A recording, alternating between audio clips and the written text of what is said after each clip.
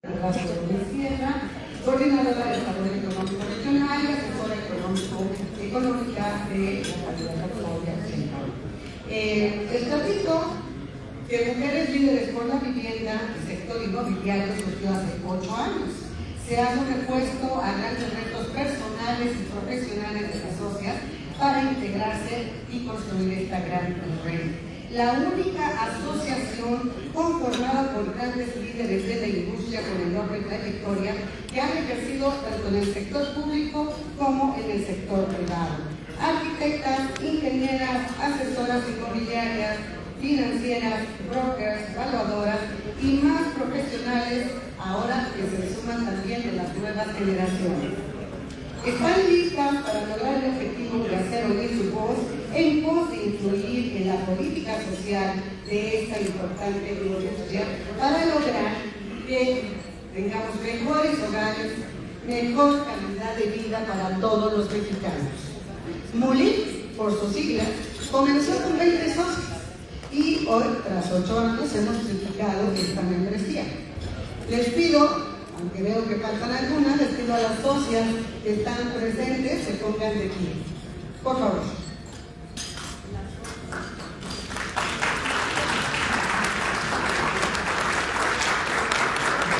Por limitaciones del tiempo no las voy a presentar y les voy a permitir que se presenten a sí mismas, pero es una clara muestra de que están aquí justo en este reto, gracias, para impulsar a la industria. Tenemos un video, pero lo vamos a pasar después para que copiemos este tiempo. Y le cedo en este momento la palabra a Marisol Becerra, presidenta vigente de MULI. Adelante, Marisol.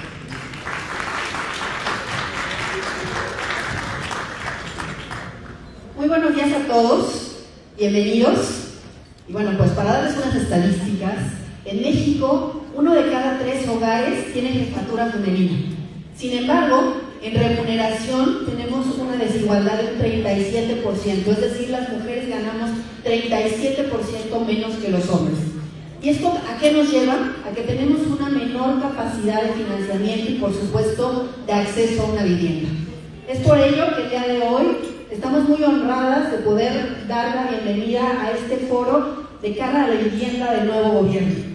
Quiero agradecer especialmente la presencia de los coordinadores de las candidatas y el candidato a la presidencia, ya que su participación hoy refleja un compromiso sólido con uno de los temas más importantes para el bienestar y la prosperidad de nuestra comunidad. Las mujeres enfrentamos desafíos únicos, desde la desigualdad económica hasta la violencia doméstica, que afectan el acceso a una vivienda digna y segura, por lo que es vital que reconozcamos y abordemos las necesidades tanto para el acceso, pero también para el desarrollo, porque aquí tenemos la presencia de desarrolladoras inmobiliarias. En este foro buscamos generar un espacio de diálogo y colaboración donde podamos compartir ideas, pero sobre todo también propuestas que respondan a las necesidades del sector. La vivienda no solo es un derecho, es también un elemento clave para el empoderamiento y para la autonomía de las mujeres. En MULI estamos comprometidas con la promoción de la equidad de género y el empoderamiento de las mujeres en el sector. Sabemos que cuando las mujeres tienen acceso a una vivienda digna y segura, no solo mejora su calidad de vida, sino también la de sus familias y la de sus comunidades. Agradezco profundamente la presencia de todos los asistentes, nuestros aliados como la CENIC, como el Colegio de Arquitectos, el Colegio de Notarios, bueno, toda nuestra red de más de 60 mujeres líderes del sector. Financieras, arquitectas, urbanistas, evaluadoras, notarias, inmobiliarias, todas ellas con experiencia y conocimiento fundamental para enriquecer este foro y avanzar en resoluciones efectivas y sostenibles.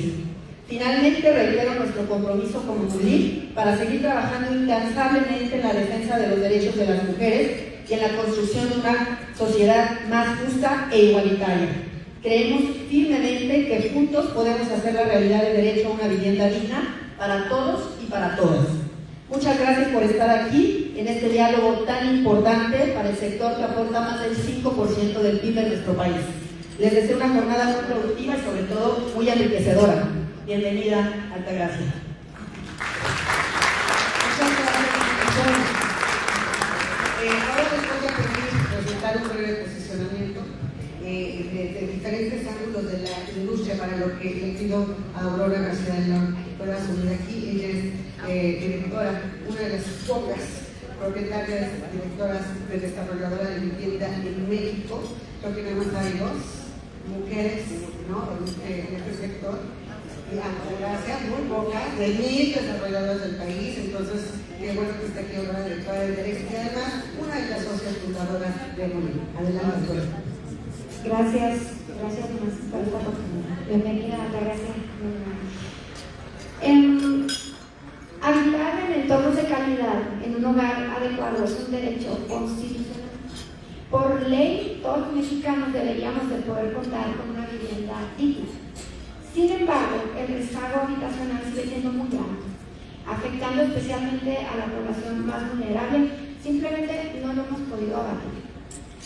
Cada día que pasa sin que demos respuesta a esta exigencia, sentenciamos a un segmento de la población a permanecer en condiciones de marginación, hacinados o en asentamientos irregulares, generando alta descomposición social que nos afecta a todos.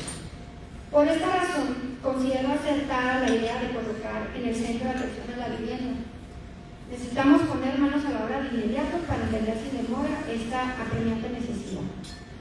Es común que al iniciar una nueva etapa se genere cierto nivel de intranquilidad. Los diferentes actores buscamos acercarnos a los tomadores de decisiones para interpretar señales y transmitir a la vez nuestro ángulo y experiencia. Aunque no es sencillo integrar visiones cuando se tiene una gama tan diversa de participantes como es esta industria, los espacios de encuentro plural como el que hoy nos reúnen se convierten en un buen camino para enriquecer ideas y concretar soluciones viables. La asistencia a este y otros foros por parte de los equipos que aspiran a la presidencia del país es una gran muestra de apertura y voluntad de escucha. Hoy conoceremos las visiones de las distintas fuerzas políticas y aunque resulta valioso conocer de primera mano los planes que se contemplan, es necesario enfatizar también que esto es solo el inicio. Todo plan es una guía que marca las directrices generales, pero siempre existe la posibilidad de ajustar. Durante la posterior ejecución será también importante una comunicación y colaboración muy intensa. El reto que tenemos es muy grande, necesitamos echar mano de todos los recursos disponibles sin excepción. Vale la pena revisar cómo aprovechar las capacidades productivas ya instaladas y evitar desmantelarlas, aunque en este momento se perciba como que alguna de ellas no es prioritaria. Todos los talentos pueden ser desarrollados o adaptados según lo requieran las circunstancias. En el pasado se han tenido aciertos y errores. Sin duda hay mucho por mejorar, pero me alienta cada día seguir conociendo gente que sueña conocer las cosas bien. Existen grandes y muy buenos actores en el ámbito de la vivienda. No permitamos que las faltas de unos pocos nos contaminen a todos. Apostemos a la buena voluntad, trabajemos con pasión, agradecidos de poder hacer lo que nos gusta. Me atrevo a hablar en nombre del sector cuando les expreso el compromiso por impulsar la generación de proyectos cada vez mejores, que vayan en línea con las necesidades de este país. Estoy convencida que la mayor parte de los aquí presentes pondremos el mejor esfuerzo para que suceda. Muchas gracias.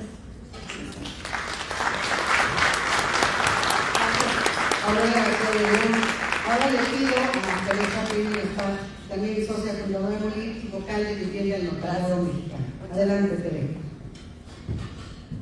Muchas gracias, querida Mariel.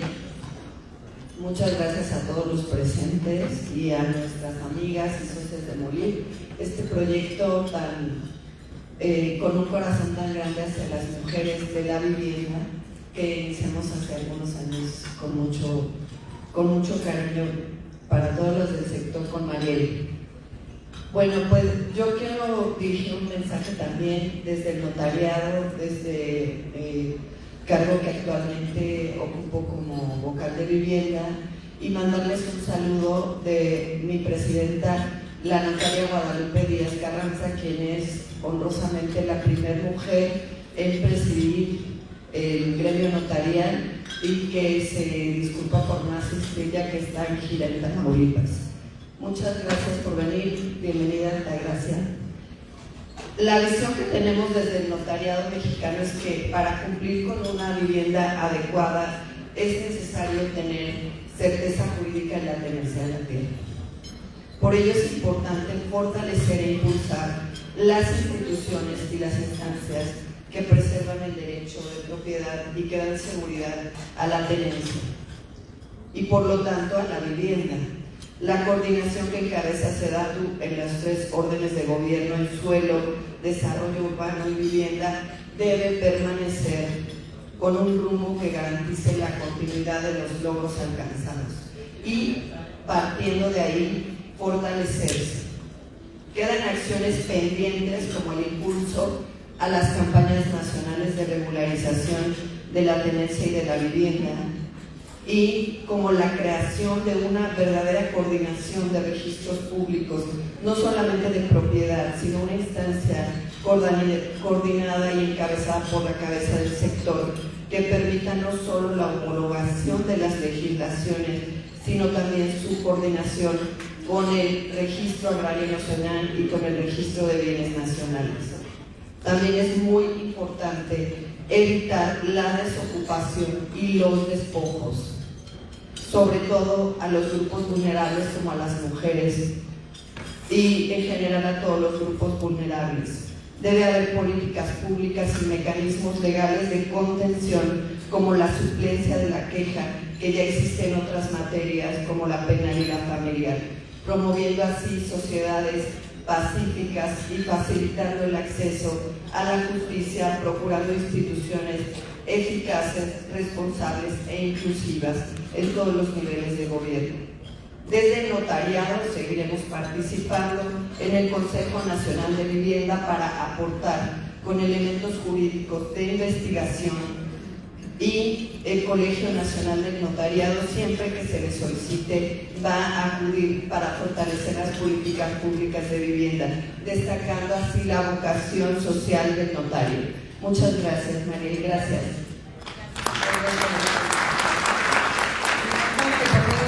Y ahora tenemos el punto de vista de la Constitución. Marcela Heredia es la primera presidenta de la Cámara Mexicana de Derecho de Construcción de la Ciudad de México. Nos va a hacer el honor de venir acá a platicarnos justo el punto de vista. Marcela, adelante, por favor.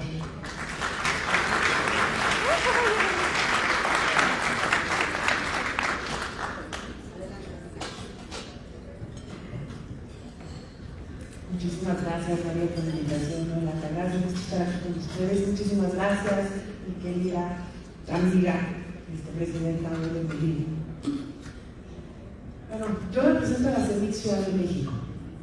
Y en la CEMIC decimos que infraestructura es bienestar. Sin infraestructura no podemos crecer. La semana pasada, en un evento, una persona de Tor Equities comentó que hay visiones de que en México, debido a la economía, el nearshoring, los cambios que se están dando a nivel mundial con respecto al China, el comercio con Estados Unidos, podría llegar a ser la quinta economía mundial para 2030. La verdad es que a mí se me hizo una locura. Dije, ¿cómo en 6 años podríamos llegar a ser la quinta economía mundial? Para mí es un sueño, sería maravilloso, y como mexicana, pues creo que me encantaría soñar en eso. Me encantaría soñar que algún día pudiéramos ser un país más justo, más seguro, con menos pobreza, con mejor infraestructura, con mejores caminos, con un estrés hídrico mucho menor al que hoy estamos viviendo, sin problemas de energía. Pero ¿cómo lo logramos? También algún día escuché que la diferencia entre un sueño y un proyecto es poner fechas, es hacer un programa. De ahí, creo que de las cuestiones más importantes que tenemos que hacer en cualquier ámbito, desde nosotros como personas hasta las empresas, obviamente las ciudades, como la Ciudad de México, y por supuesto los países, es hacer una planeación.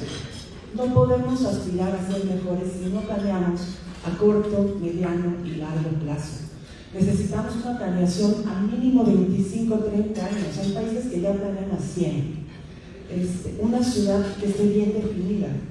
Entonces de ahí Nosotros lo que creemos para Ciudad de México, y por supuesto que esto se refleja en la parte nacional, es que tenemos que planear mejor nuestras ciudades y nuestro país. En todo el tema de infraestructura es fundamental. No podemos nunca olvidarnos en esta planeación del tema de sustentabilidad y del tema de innovación. Son dos puntos neurálgicos en cualquier tema de crecimiento nacional. Hoy por hoy el mundo está cambiando y si México no se suma y no se sube a esta tema de innovación, en lugar de subir a ser el lugar quinto, vamos a empezar a caer, porque el tema de la innovación es lo que va a marcar el cambio y el tema de sustentabilidad es lo que nos va a mantener vivos y bien como mexicanos. Creo que no tengo mucho más que decir porque al final de cuentas todos queremos escucharte. Gracias, queremos estar con ustedes y muchas gracias nuevamente. Bueno, para tener una visión más general, nacional, justo le doy la palabra al arquitecto Pablo García del Valle, que es vicepresidente de vivienda de la CEMIC Nacional. Arquitecto, adelante. En lo que va subiendo, bueno, quiero presentar aquí a algunas de las socias fundadoras, después le tomo la palabra, de Peña. Está Sara Topperson, Premio Nacional de Arquitectura. Por supuesto, Aurora García de León. Bueno, nos acompaña también Victoria Daniela Correa, una de las financieras más importantes en México, directora de Pedro de Finanzas. Gracias, Daniela. Y queremos sumar más. Natasha Ure, nos da un gusto también saludarte. Ella es coordinadora con el equipo de la Organización. Adelante, arquitecto. Muchas gracias, Mariel. Gracias por la invitación. Altagracia, buenos días. Buenos días a todos y a todos. Marcela, mi presidenta de la Ciudad de México. Buenos días. Efectivamente, como decía hace un momento Marce, nosotros pensamos en la CEMIC que hacer vivienda haciendo ciudad es indispensable. Hacer vivienda haciendo ciudad requiere la simplificación de los trámites para la obtención de créditos. Necesitamos emigrar hacia una era digital, pero también necesitamos simplificar los procesos para obtención de licencias, factibilidades y servicios. Hoy podemos tener tiempos que llegan a 1 o 2 años para poder iniciar un desarrollo. No hay soluciones mágicas, no hay soluciones únicas, pero sí hay la necesidad de trabajar todos juntos. En CEMIC estamos convencidos de que la participación de todos los actores involucrados, trabajadores, sector social, autoridades, académicos, empresarios y promotores y desarrolladores, en mesas de trabajo como esta, en la que podamos exponer nuestros distintos puntos de vista, nos lleva al trabajo en equipo, que es lo que necesitamos para salir adelante como país. Hacer vivienda haciendo ciudad significa planear el territorio, bien lo decía Marcelo. No es nada más pensar en hacer vivienda como un solo número, sino planificar el territorio reconociendo la vocación de cada una de las regiones de nuestro país. No todas las regiones del país están en condiciones de recibir la infraestructura que se necesita para determinadas actividades. Necesitamos trabajar haciendo una planeación de largo plazo y desarrollando la infraestructura necesaria para que la vivienda y sus servicios puedan desarrollarse. No más vivienda sin servicios. Los servicios deben ser escuelas, clínicas, hospitales, espacios de recreación y esparcimiento, solo por mencionar algunos. Necesitamos muchos espacios públicos para la vivienda. Una propuesta complementaria que hemos puesto sobre la mesa desde hace algunas semanas es la creación de una fibra dedicada a la vivienda, Fibrovit, como dice su nombre, es una fibra dedicada a los trabajadores que tienen menos posibilidades para adquirir vivienda. Aquellos a los que hoy no les alcanza su cuenta para poder adquirir una vivienda, a través de esquemas de arrendamiento financiero, se inscriban a este novedoso esquema que estamos proponiendo y además de tener un pago mensual mucho más reducido, puedan tener movilidad, puedan mudarse a lo largo de la vida de su contrato. Y al final de la vida del contrato puedan adquirir o no la vivienda en propiedad. Es un novedoso esquema, está planteado a partir del concepto de las fibras y creemos que puede contribuir para la solución del problema de vivienda, que es enorme y en el cual el reto es inmenso hacia adelante. El número de viviendas se estima con datos de la CEDAT para el año 2050, plantea el crecimiento del parque de vivienda o las necesidades del parque de vivienda en un porcentaje que llega casi al 50% de las viviendas actuales. Tenemos un reto enorme que tenemos que trabajar. Muchas gracias nuevamente, gracias por la oportunidad y aquí estamos.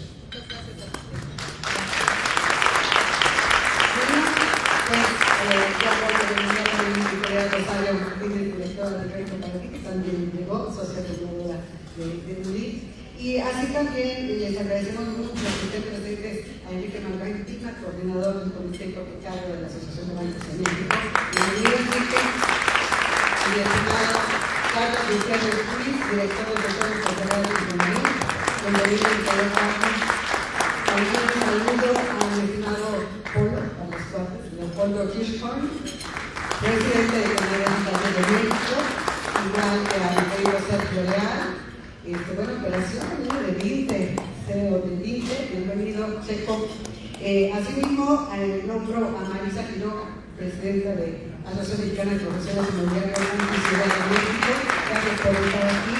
Y bueno, seguiré nombrando a otros más invitados, como en la segunda parte, como Alberto López Cuevas, presidente de la Asociación de Unidades de Evaluación para la Banca Comercial. Beto, gracias por venir. Sin más preámbulo, no dejo el micrófono, ya después de toda esta exposición, queremos escuchar a mi estimada Altagracia Gómez de Sierra, para conocer justamente aquí, la pregunta es, ¿cómo visualizan a la industria?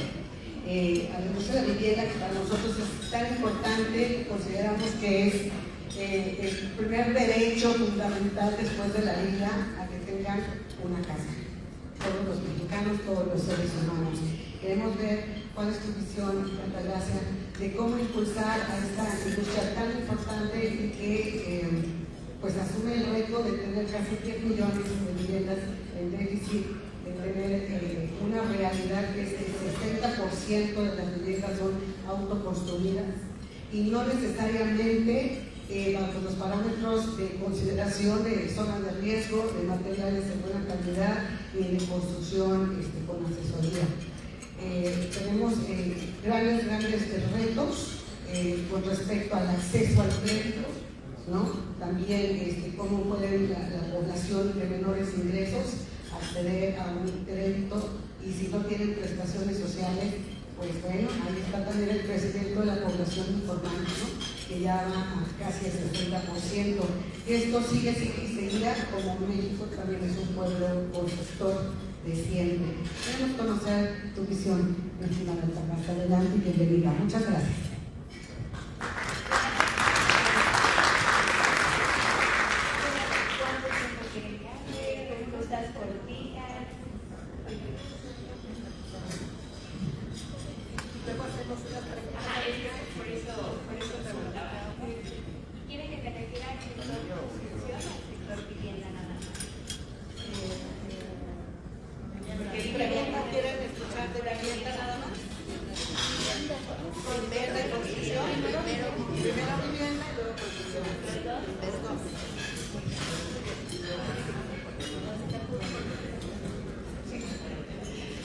Bueno, pues antes que nada una disculpa a los que ya me han escuchado porque seguramente algo de lo que escucharán será repetido, específicamente los que están en CEMIC, los que están en Canadá y los que están en algunas pues la ANI, pues con algunas de las organizaciones, de las asociaciones que nos han ayudado mucho, pues primero a diagnosticar o a que estemos en el mismo canal en el diagnóstico y dos, pues a tener pues una visión y propuestas y una guía de cómo ir en el camino en un futuro. Entonces, pues desde luego a los que ya me han escuchado, les vale. Bueno, yo me integro a un ejercicio que no es como tal en México, que hace la doctora en diciembre, que se llama Diálogos por la Transformación. La doctora incorporar un equipo de política electoral, digamos, a su equipo de campaña, que es quien lleva la relación empresarial, que está Olivia Salomón, que está Ana María Lomelí, ellos son quienes llevan realmente la relación empresarial, no yo. Y bueno, ahí está Dan Augusto, Ricardo Monreal y todos los políticos que conocemos. Y luego hace otro equipo, creo que muy afortunadamente, precisamente con 12 ejes prioritarios, que le permitían traer a personas no solo que no fueran del partido, sino que no fueran políticas.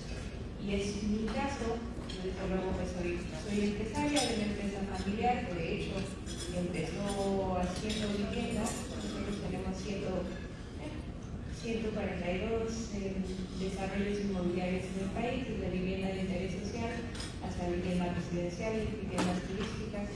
Digamos, los desarrollos más privatizados, algunos de los más privatizados en México, que nosotros los hemos hecho, con Puerta del Hierro, Valle Real, etc.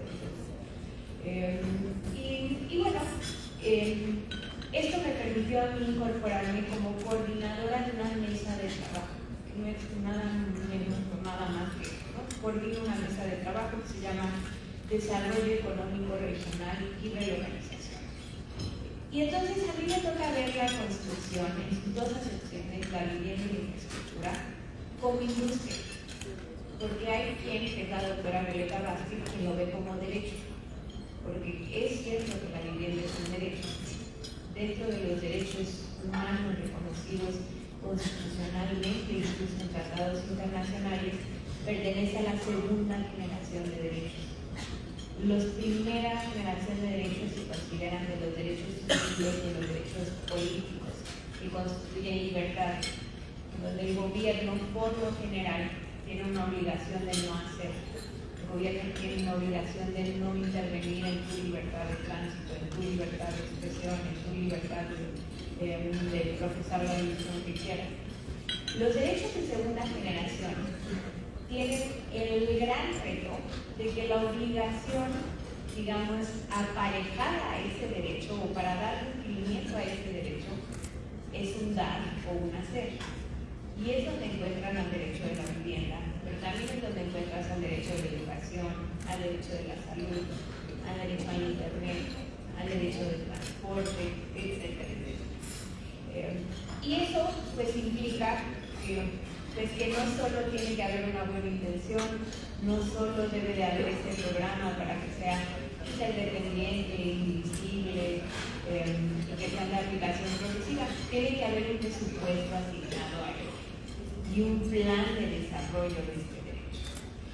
Y eso históricamente ha sido un reto no solo en México, sino en el mundo, porque ¿quién exige o a quién vas y le exiges este derecho? Que cuesta, que no es un derecho solo de respeto, es un derecho que te cuesta. Y en ese sentido, consideramos que el eslogan de campaña de la doctora Sheinbaum, o al menos yo lo considero así, es muy afortunado, porque ella habla de que la meta para México debe ser prosperidad compartida. ¿Y qué entiende por prosperidad compartida? Bueno, ella entiende que México 1, por acá lo mencionaba, es el momento de México. Por temas geopolíticos, por digamos, un cambio en lo que conocíamos como globalización, que ahora es regionalización, con nearshoring, inshoring, friendshoring, como lo queramos llamar, por una parte.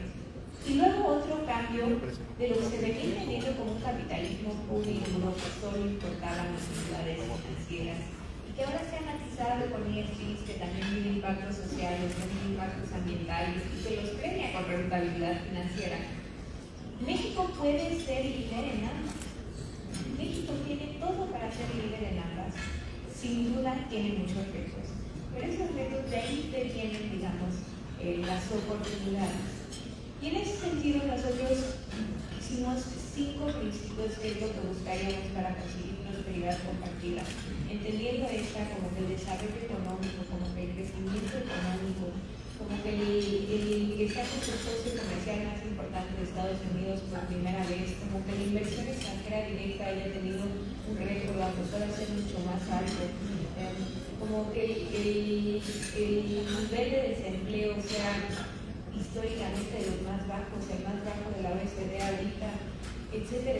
Que estos, digamos, datos macroeconómicos se puedan traducir en mejor acceso a derechos económicos, sociales y culturales, como la vivienda, precisamente. Y esta debe de ser, digamos, la aspiración, porque es como se genera, digamos, el desarrollo con bienestar o la prosperidad compartida.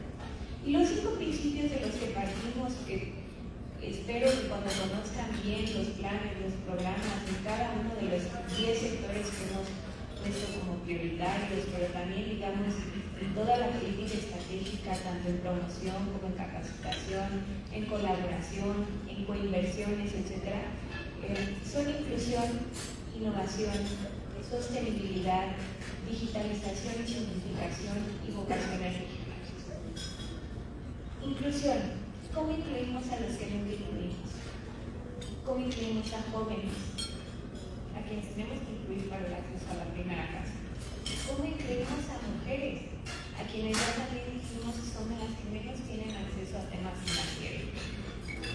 Y específicamente en el tema del hogar, que la mujer sea propietaria de un hogar también tiende a reducir la violencia. Porque no se tiene que quedar con el prioritado. En caso de las MIPYMES, ¿cómo hacemos para que las MIPYMES se capaciten, tengan acceso a crédito capital, tengan acceso a cadenas de comercialización y una exportación segura? Y desde luego es un interés que históricamente ha sido un reto y que no lo podemos olvidar, no lo podemos dejar. Lo segundo es el tema de innovación y también por acá lo mencionaron. El tema de innovación es importante porque no quiere ser solo un nearshoring, no quiere ser un nearshoring de salarios de alto. Y entonces, reconociendo que no quiere ser eso, tienes entonces que buscar otras cosas que te den competitividad. Y vaya, ahí tenemos mucho que trabajar en nuestros costos de insumos, en nuestros costos logísticos, porque sí somos la 12ª economía del mundo, pero el índice de competitividad logística somos el país 66, por ejemplo. Y tiene muchísimo que ver, desde luego, con infraestructura. Y yo les digo que tiene que ver mucho con seguridad pública, seguridad jurídica, seguridad social y la formalización que comentabas, seguridad energética e incluso seguridad alimentaria. En seguridad alimentaria somos ejemplo a nivel mundo como región. Tenemos una economía muy complementaria con la de Estados Unidos, lo que importamos y lo que exportamos. La tercera cosa es el tema de digitalización y simplificación, y por acá lo comentaban los del centro, o canales, no sé si era canales, pero a ver, el tema de simplificación, yo les digo, es que no es que sea difícil cumplir con la ley de México, es imposible.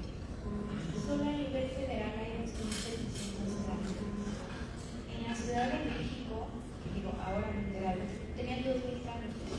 Se bajaron a 500. Los requisitos promedio por trámite eran 14, se bajaron a 5. Hay todavía muchísimo por hacer, sí. Los tiempos se pueden mejorar para las licencias, para los permisos, sí.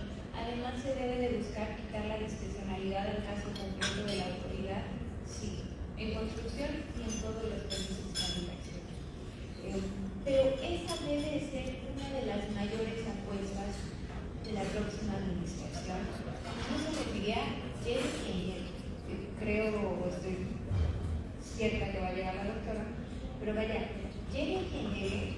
Lo que sucedió en esta administración, con acuerdo ahora político de todos los partidos, es que se pasó el gasto corriente del gobierno al ciudadano. Entonces, todas las secretarías cortaste presupuestos de forma importante, 30, 40, 25%, y lo destinaste mucho a programas sociales.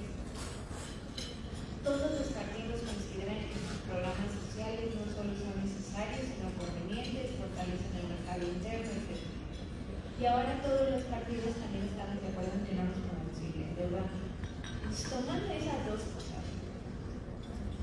y reconociendo, vaya, que al cortar presupuestos de forma importante por una política con la que se tiene convicción, etcétera, etcétera, se perdió algo de capacidad de reacción del gobierno, porque no cambiaste cómo estaba estructurado vaya, el ordenamiento jurídico. Entonces, pues si bien ya no tenías 10 juntas, ya tenías 5, pues seguías teniendo que hacer el trabajo como si hubiesen estas 10, ¿no? O sea, sigue habiendo una cantidad de ventanillas, permisos, etcétera, etcétera, para lo que se requiere, que se requería una infraestructura pues que habías dejado ir.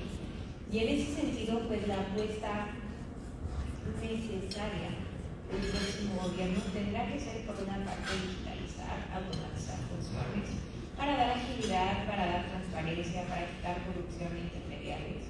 Por otra parte, necesariamente tendrá que simplificar. Y acá la doctora ha hecho el compromiso de quitar el 50% de los trámites y reducir el 50% de los tiempos y buscar digitalizar el 80% de los trámites. ¿Por qué el 80%? Porque sabemos que habrá curvas de aprendizaje, sabemos que no todo saldrá bien a la primera, etcétera. Pero consideramos que es algo importante, es algo sobre lo que tenemos que ir. Y lo otro es vocaciones regionales. Las vocaciones regionales son importantes para reconocer que no hay una sola realidad en México. Son muchas realidades y de distintas realidades que tienen las distintas oportunidades. Y en ese sentido, la planeación que estamos buscando hacer es por región, por vocación y por sector. Y vaya, hemos hecho alguna propuesta de 10 corredores industriales en el país. Vemos que mucha de la planeación con la que incluso ustedes nos han ayudado, CEMIC Nacional, hizo propuestas por regiones de la infraestructura que se requería, tanto en energía como del Plan Nacional Hídrico, como incluso de servicios de transporte público, rutas principales, alimentarias, etcétera, libramientos carreteros, puertos, en fin, y también lo hizo por regiones, y algunas otras cámaras que nos han venido ayudando también lo están haciendo por regiones, que no por corredores, pero vaya, los corredores finalmente están dentro de las regiones, y ya es un tema muy específico, que ahorita tenemos 21,000 kilómetros más o menos, que son los que conectan pues, algunas líneas carreteras transversales y longitudinales que conectan al país, pues en sur a norte, del Golfo Pacífico, el 92% de las zonas metropolitanas, las principales puertos, aeropuertos, ferrocarriles de carga, 43% con puntos de la frontera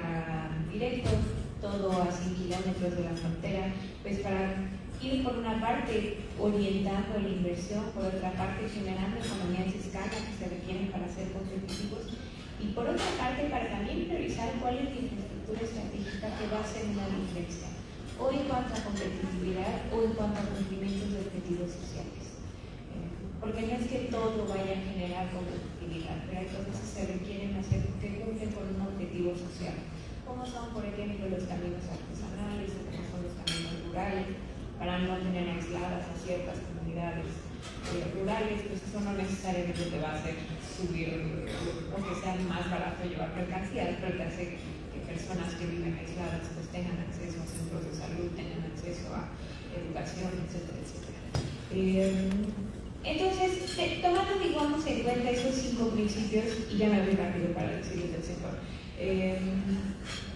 nosotros dividimos la Estrategia Nacional de Relocalización, la Estrategia Nacional de Desarrollo Económico Regional en 3 pilares: política estratégica, sectores estratégicos e infraestructura estratégica.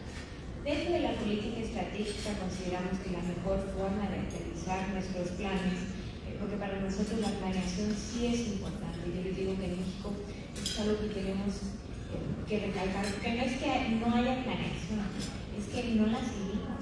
Tenemos el Plan Nacional de Desarrollo a 6 años, el Plan Nacional de Ordenamiento Territorial a 20 años, el Plan Nacional Hídrico a 10 años, el PRODECEN, que es el energético, a 15 años, y el Plan Nacional de Infraestructura a más corto plazo. No coinciden en objetivos, no coinciden en presupuestos, no coinciden, vaya, ni siquiera en los propios proyectos. Y la última vez que los vemos es cuando los presentamos ante la autoridad que se tenga que presentar calidad. Entonces, y lo primero que debiera hacer es pues, un solo plan, que coincida, en los objetivos, desde luego, en los proyectos, desde luego, y en los presupuestos, por supuesto. Desde luego, la planeación pues, debe ser a más largo plazo, ese es el punto de planear. Pero además debe de tener un brazo ejecutor esa planeación. Y para tener ese brazo ejecutor en la planeación, consideramos que debemos invertir en capacitación de nuestros jóvenes va a ser el primer habilitador para que llegue inversión a México. Y no solo inversión extranjera, porque ustedes recuerden que el 82% de la inversión en el país es de empresas mexicanas. Y bueno, en los próximos años seguirán siendo empresas mexicanas. Qué bueno que lleguen extranjeros, hay que ir por ellos, pero no hay que olvidar a los que ya están aquí, los que invierten aquí todos los días. Entonces, desde luego el tema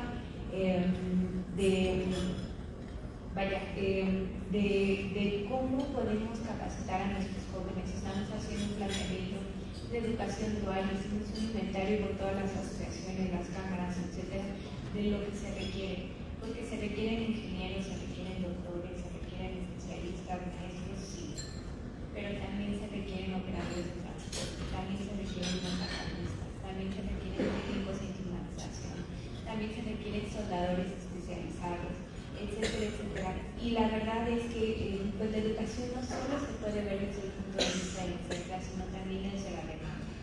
Porque sí tenemos la obligación de asegurar que haya un tránsito exitoso de la educación al trabajo, oficio, negocio para nuestros jóvenes. Y en ese sentido estamos apostando a subir la educación dual de 817 empresas a 2.500 y a llevarlo a 1.000 planteles. Más un tema de meter carreras técnicas, certificaciones, etcétera, que son cosas que digamos puedes tener más rápido que desde luego las modificaciones más profundas a los sistemas de educación, a los planes de estudio que se deben de trabajar para que tengan resultados en un mediano y largo plazo. La segunda cosa que tenemos que hacer es promoción. La promoción es importante si queremos tener una política activa y no solo pasiva, tanto industrial como comercial como de atracción de inversión. Y en el tema de promoción nosotros consideramos que se tienen que hacer dos cosas. Uno, la promoción debe ser orgánica y dos, debe ser asociativa. ¿Qué me refiero con orgánica y asociativa? Bueno, pues que quizás no tenga mucho sentido tener una oficina en Túnez, pero sí requerimos oficinas en Estados Unidos, sí requerimos oficinas en los propios estados que estén entendiendo otra vez a nuestra región. Hay 5 millones de empresas, pymes, que no tienen acceso a crédito, que se mueren cada 2 años, o menos de cada 2 años, el 75% de estas empresas quiebran. Y nunca vamos a poder hablar de una economía formal, y nunca vamos a poder hablar de mejor acceso a crédito, de mejor acceso a seguridad social y a lo que viene aparejado con ello, si no logramos ayudar a nuestras pymes. Entonces, el tema de la promoción para nosotros es muy importante. Para nosotros la banca de desarrollo tiene una función, un rol muy especial que jugar.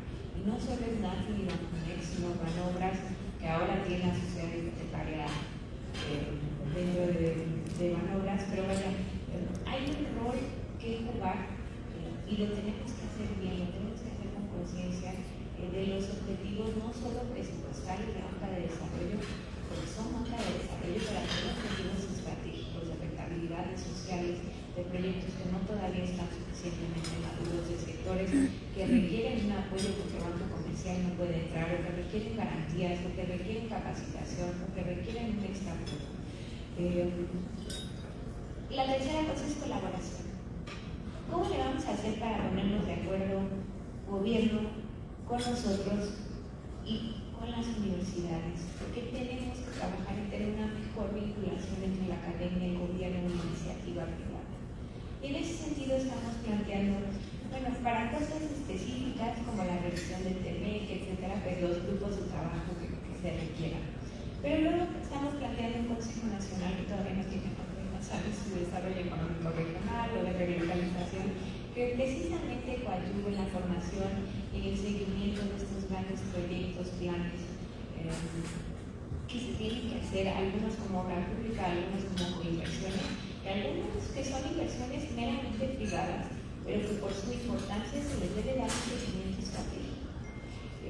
Y la idea en este consejo es que vale la pena hacer un esfuerzo institucional que reúna actores sociales, académicos, públicos y privados, para que precisamente nos aseguremos que el nearshoring deje todo lo que tiene que dejar y que cumpla con las expectativas que como país y como mundo nos hemos formado con respecto a esto. Y bueno, y también igual importante es el cuarto tema de política estratégica, que es coinversión. Como saben, históricamente invertimos muy poco en infraestructura, 300.000 millones de pesos más ramos 33 son algo así como 650.000 pesos. Y si queremos, aspiramos a crecer al doble, pues vaya, tenemos que invertir el doble.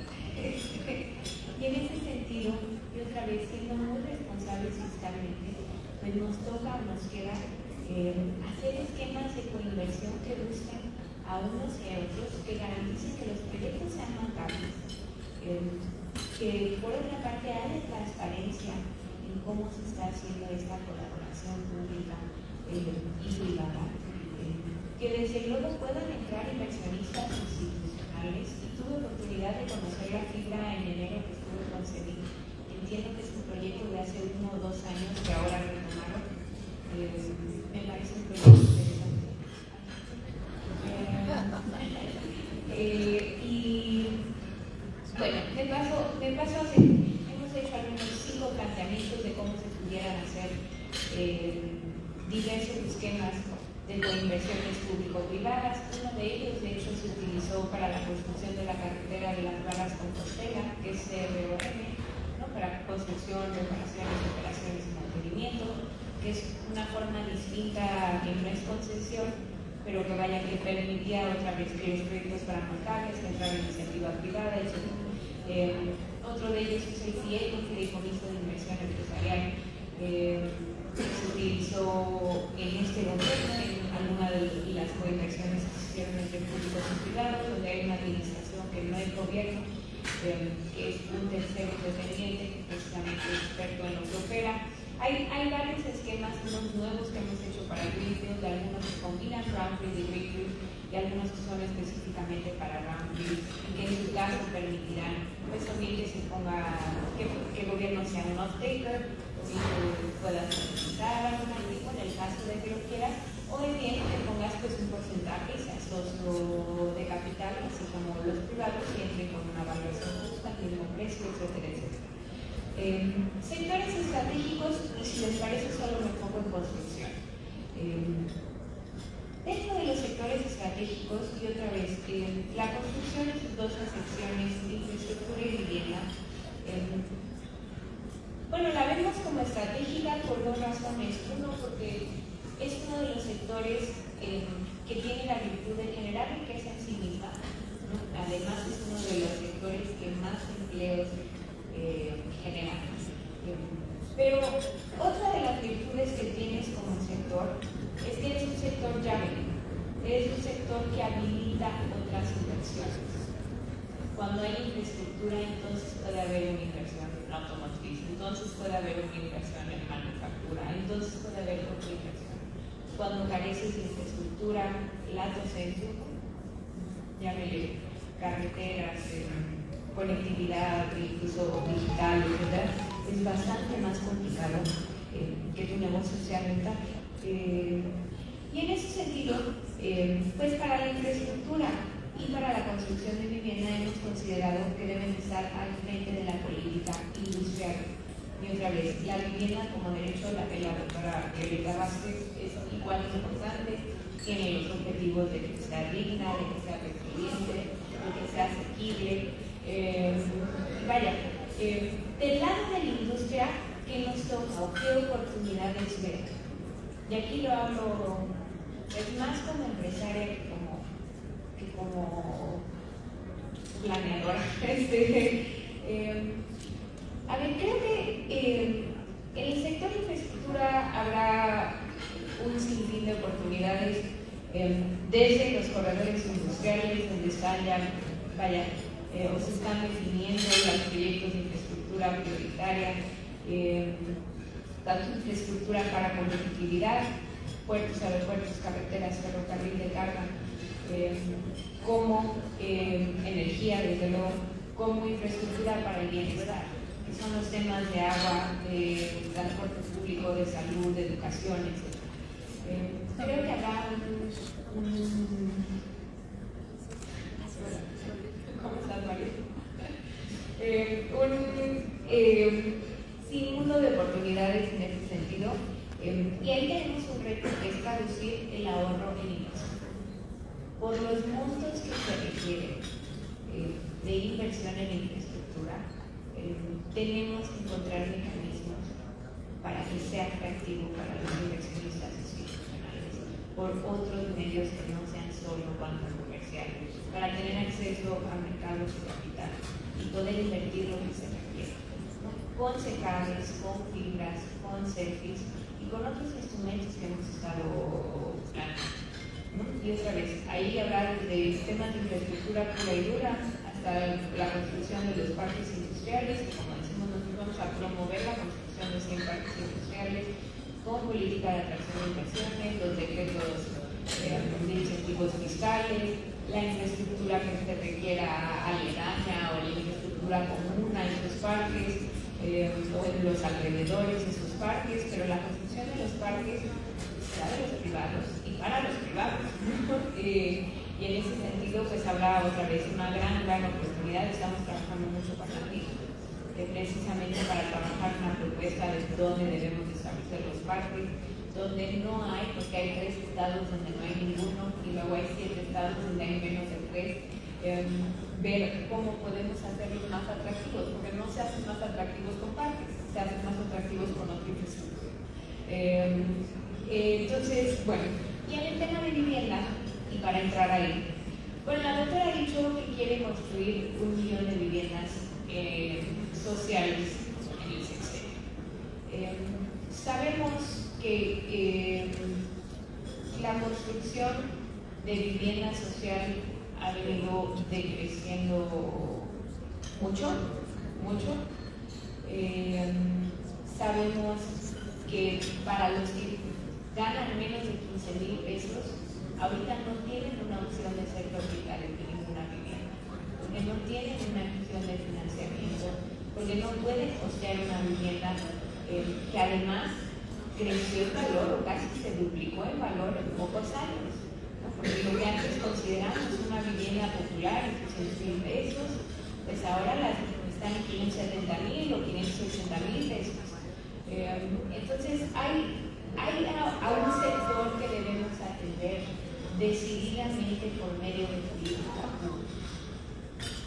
¿Cómo tenemos que atender al sector?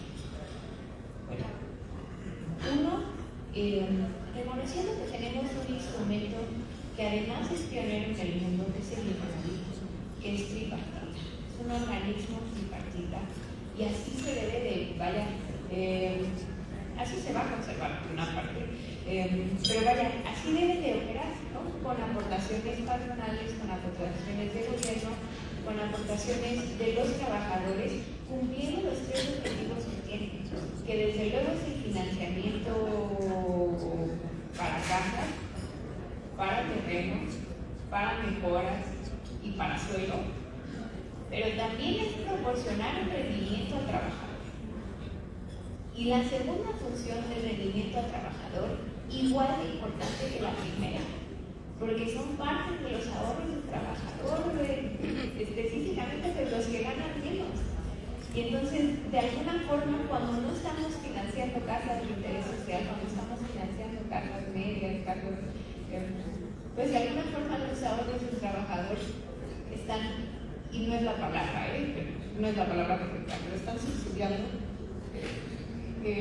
los créditos o los financiamientos para vivienda media o vivienda residencial. Y en ese sentido, pues lo que tenemos que reconocer son 2 o 3 cosas.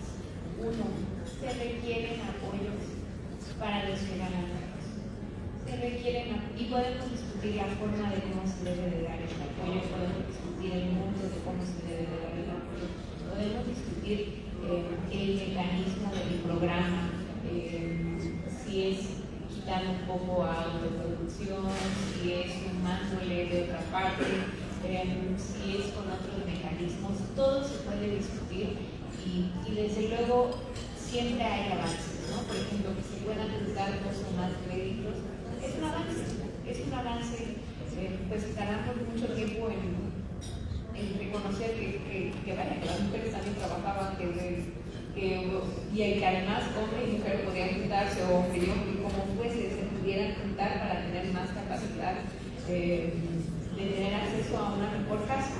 Y en ese sentido, considero que el plan de 1 millón de viviendas no es factible. De hecho, de donde sacamos el millón de viviendas es de un documento que hizo AVI, Canadel y Infonavit, que se juntaron 7, ¿no? Hace un mes o 2 meses, creo que eran 978,000 viviendas y lo cerramos hace mes. Pero era lo que consideraban, empezando con 60,000 viviendas el primer año y luego subiendo 120,000 el segundo año, etcétera, etcétera. Entonces, la realidad es que muchas de las preocupaciones, de los retos, los hemos tomado desde luego de lo que ustedes nos han dicho. También hemos estado pues trabajando de la mano otra vez. Yo, al menos con Mario Macías, representante de los trabajadores aquí en Infonavit, desde luego con los que representan a los empresarios. Y también viendo el punto de vista del gobierno, con el respeto, no en horarios de trabajo, etcétera, pero vaya, entendiendo ellos también que están viendo como retos, que están viendo como oportunidades, dónde necesitamos enfocarnos para que la política, por una parte, cumpla con el derecho de los trabajadores a tener viviendas.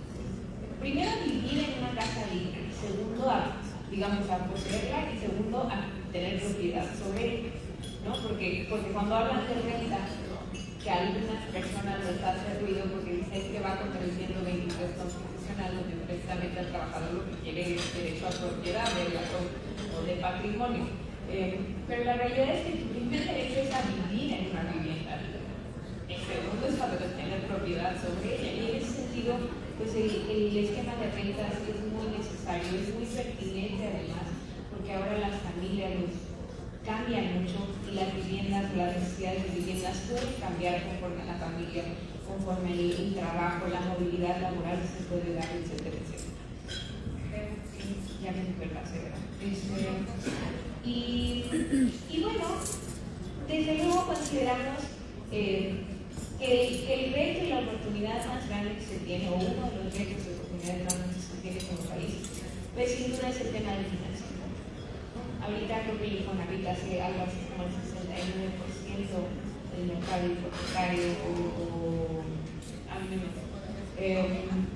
sí, ¿no? Algo así, sí. 60%. 60%. Pues vaya, tenemos bancas fuertes, tenemos bancas capitalizadas, tenemos bancas que captan pero no necesariamente colocan. Pues tenemos que buscar otra vez los incentivos o alinear estos incentivos para que se puedan estimular desde luego las industrias, la construcción, una de ellas. Anastasia, está previsto que nos manifiesten un par de comentarios, preguntas. Sí me gustaría que tuvieran un papel, bueno, esto de lo que quería María Alisa, la directora de la VIVA, ¿no? El Foro Institucional de Vivienda. Gracias por venir. Igual a Lidia Álvarez, que ya llegó por ahí, y a Ana Lucía Pereira, también socios fundadores de MUNIR, Lista Pimenta, director de Operación. Bienvenidos todos los que están sumando. Y me gustaría que interactuaran y hicieran algún comentario o pregunta a propósito de la exposición de Altagracia. ¿Quién habla? ¿Los has dejado anonadados? Sí, mi querido arquitecto Rodolfo Sánchez Zaragoza, presidente del Colegio de Arquitectos de México, ciudad.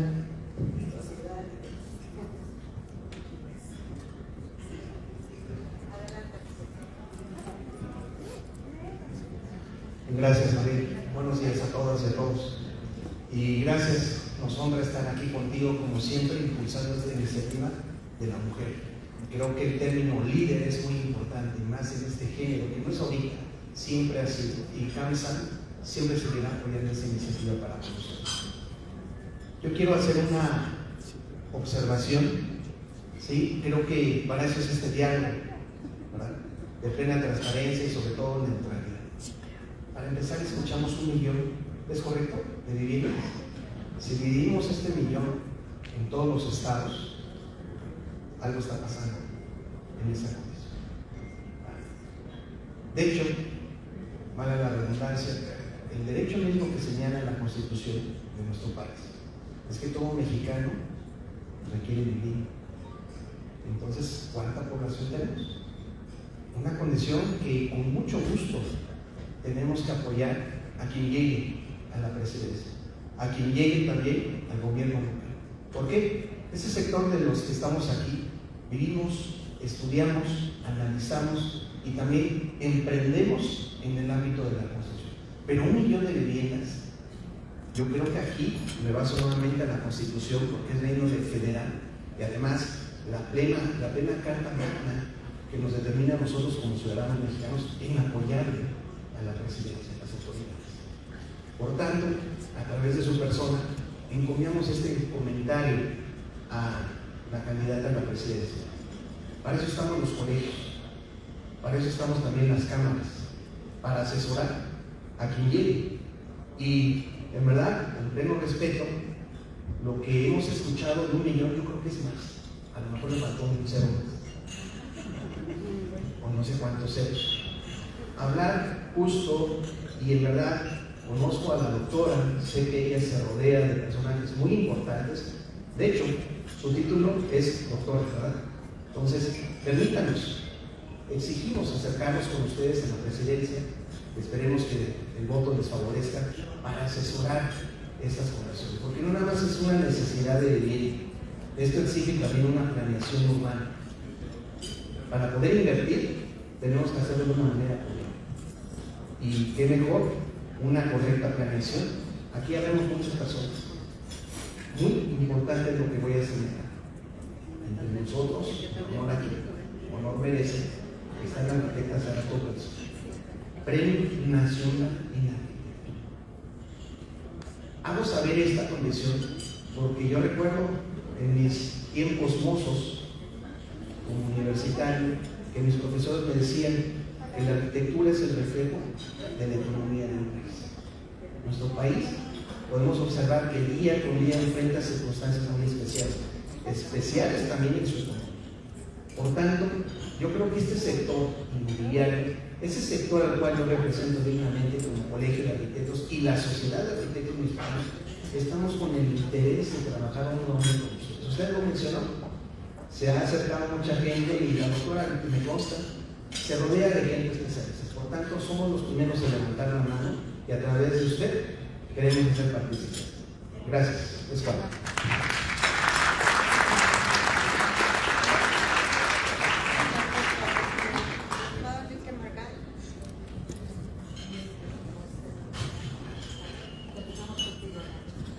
¿Qué tal? Buenos días, soy Enrique Magay. Yo coordino el Comité Hipotecario de la Asociación de Bancos de México y también presido la Comisión de Crédito. Y uno de los temas, también participo en el Consejo Nacional de Vivienda. Una de las cosas que hemos venido trabajando de manera muy importante es cómo desarrollar productos para lo que llamamos el mercado de los no afiliados. Sabemos que de la población económicamente activa, más o menos el 60% cae en esta modalidad de no afiliados que no tienen un programa de vivienda. Y una de las cosas que hemos visto es que se requiere para apoyar a muchas de estas personas que tienen capacidad de pago, pero que no pueden comprobar sus ingresos, o muchos que no tienen esa capacidad para comprar vivienda, que se requiere básicamente que haya apoyos, lo que llamamos subsidios, de que haya garantías, de que haya financiamiento y de que se creen programas que contemplen el ahorro como un mecanismo no solo de llegar a un enganche objetivo, sino de determinar la capacidad de pago de una persona. Alguien que pueda ahorrar 5,000 pesos, 6,000 pesos, igual no puede pagar el crédito. Entonces yo creo que algo que es fundamental es la creación de este tipo de mecanismos de financiamiento que nos permita en una escala importante el poder dar financiamiento a estas miles de personas que requieren comprar una vivienda. Indudablemente uno de los retos también que tenemos es que la vivienda ha crecido muchísimo en su valor y se ha alejado de la posibilidad de que muchísima gente joven sobre todo pueda adquirir una vivienda, y mecanismos como el Humamos Crédito del Infonavit ha sido, creo que, muy valioso porque ha permitido que dos gentes que tal vez no tengan una relación de parentesco se junten para comprar una vivienda. Entonces, ¿cuál es tu perspectiva en ese sentido? Gracias. Terminamos con el comentario de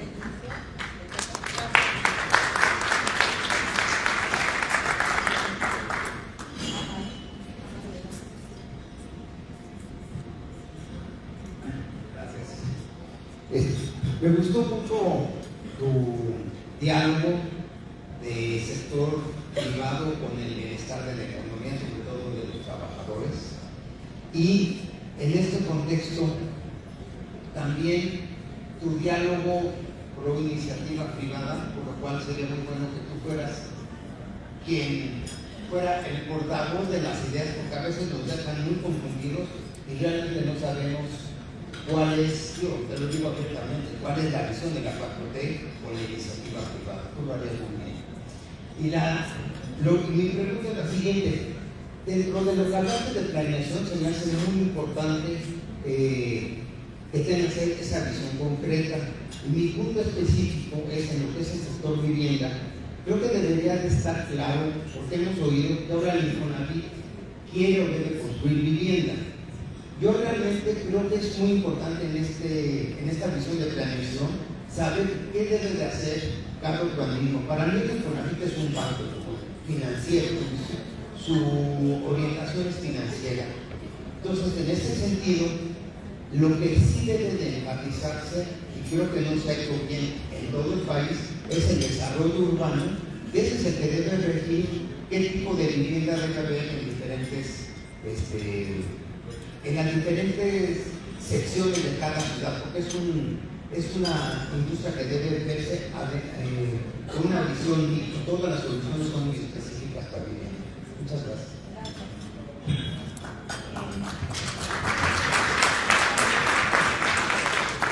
Bueno, pues al primer participante, obviamente le tomamos la palabra y estaremos por ahí molestándolo.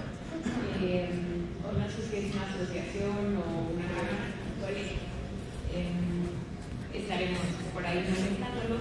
El no tiene viviendas otra vez, además de que estoy en acuerdo con esto, no quiere decir que son todas las viviendas que se hacen. O sea, sobre los derechos humanos las autoridades tienen la obligación de promover, proteger, respetar y garantizar, no construir.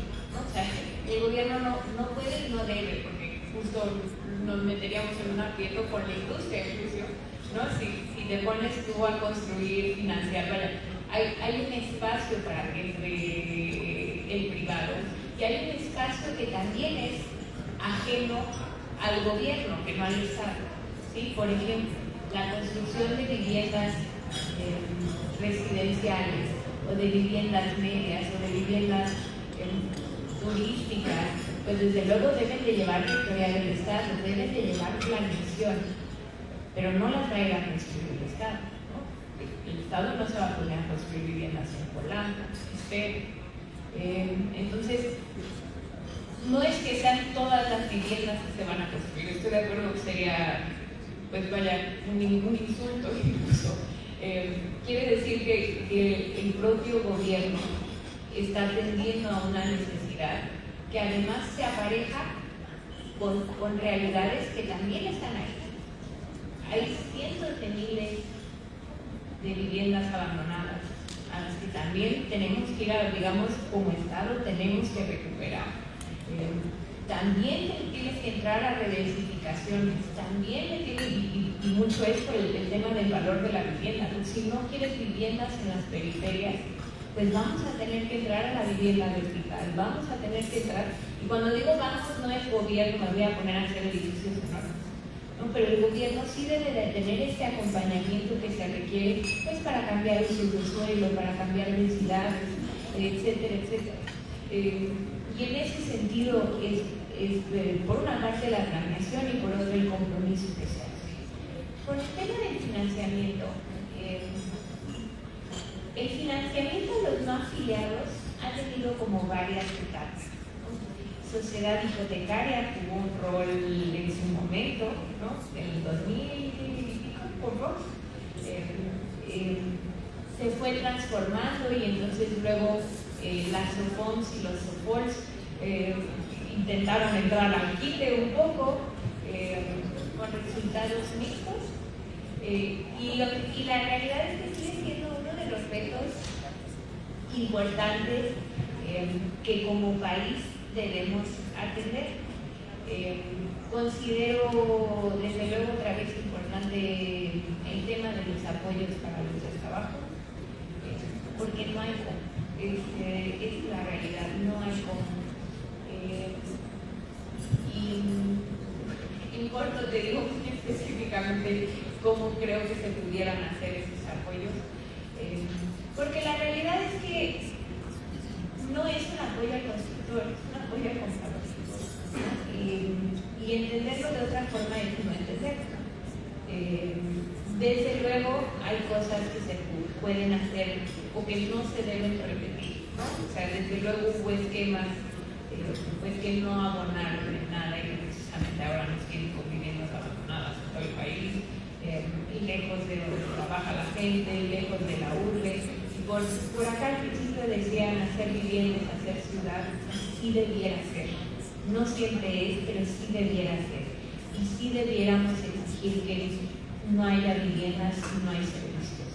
Entonces, y en ese sentido, tiene que seguir siendo asequible. Pues por una parte tienes un compromiso enorme para los que requieren comprar vivienda, pero por otro tienes también pues un buen porcentaje de viviendas en el país que no son dignas, que no tienen pisos de tierra, que no tienen drenaje, que no tiene, o que tienen estufa, digamos, de leña, que además tienen enfermedades pues, enormes asociadas a ella, y también se le tiene que dar a eso. Y otra vez, no es quizá lo más atractivo para la banca, pero sí lo debe ser para el gobierno por una parte, y tenemos que encontrar mecanismos para que la banca entre a donde puede entrar, que desde luego los hay.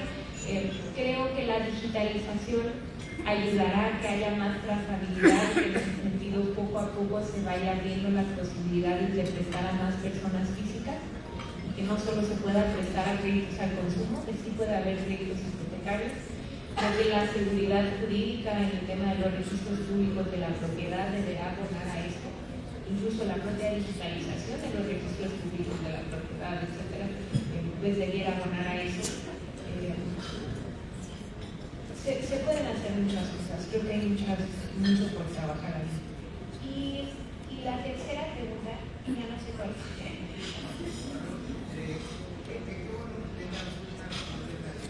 El tema de la construcción. Claro.